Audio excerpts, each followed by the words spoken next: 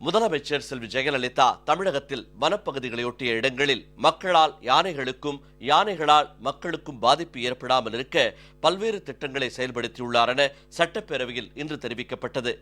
முதலமைச்சர் செல்வி ஜெயலலிதா மக்களிடமிருந்து வனவிலங்குகளை பாதுகாக்கவும் விலங்குகளிடமிருந்து மக்களை பாதுகாக்கவும் சிறப்பு திட்டங்களை செயல்படுத்தி வருகிறார் என்றும் வன உயிரினங்களால் ஏற்படும் உயிரிழப்புகளுக்கு 3 லட்சம் ரூபாய் வழங்கப்பட்டு வருவதாகவும் அவற்றில் உடனடியாக வழங்கப்படும் நிவாரணத் தொகை 25,000 50,000 ரூபாயாக உயர்த்தப்பட்டுள்ளதாகவும் சட்டப்பேரவையில் இன்று கேள்விக்கு பதிலளித்த அமைச்சர் திரு திண்டுக்கல் ஸ்ரீனிவாசன் தெரிவித்தார். வன உயிரினங்கள் காடுகளிலிருந்து வெளியேறுவதை தடுக்க 1,22 லட்சம் ரூபாய் செலவில் 159 கிலோமீட்டர் அகழிகள், திணை தோட்டங்கள் உள்ளிட்டவை அமைக்கப்பட்டுள்ளதாகவும் தெரிவித்தார்.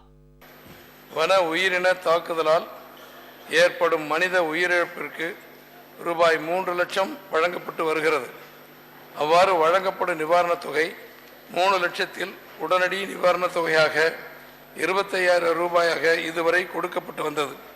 தற்போது அதை 50,000 உயர்த்தி உடனடியாக வழங்கவும் மாண்புமிகு தமிழ்நாடு முதலமைச்சர் இதய தெய்வம் புரட்சி தலைவி அம்மா அவர்கள் ஆணையிட்டார்கள். கடந்த 5 ஆண்டுகளில் பல்வேறு திட்டங்களின் கீழ் மாண்புமிகு அம்மா அவர்களின் அரசு 159 கிலோமீட்டர் தூரத்திற்கு 522 லட்சம் ரூபாய் செலவில் யானை புகா அகழிகள் மற்றும் மின்வேலிகள் அமைக்கப்பட்டுள்ளன. கிராமங்களில் அனைத்து மருத்துவ வசதிகள் கிடைக்கும் வகையில் முதலமைச்சர் செல்வி ஜெயலலிதா கடந்த 5 ஆண்டுகளில் 142 கோடி ரூபாய் செலவில் 129 ஆரம்ப சுகாதார நிலையங்களை 30 படுக்கைகளை கொண்ட மருத்துவமனையாக தரம் உயர்த்தி சரித்திர சாதனை படைத்துள்ளதாக சட்டப்பேரவையில் அமைச்சர் டாக்டர் சி விஜயபாஸ்கர் தெரிவித்தார்.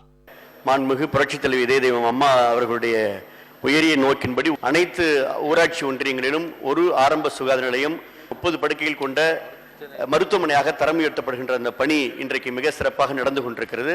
மாண்புமிகு தமிழ்நாடு முதலமைச்சர் புரட்சித் தலைவி அம்மாவுடைய அரசு தான் ஒரு வரலாற்று சாதனையாக இதுவரை இது மாதிரியான ஒரு வரலாற்று சாதனை நிகழ்ந்ததிலே ஒரே நேரத்தில் 7,243 செவிலியர்கள் கடந்த ஆண்டு நியமிக்கப்பட்டார்கள். அதைத் தொடர்ந்து இந்த ஆண்டும் 1,900 புதிய செவிலியர்கள் நியமிப்பதற்கு சான்றிதழ் சரிபார்ப்பு பணி நடந்து கொண்டிருக்கிறது.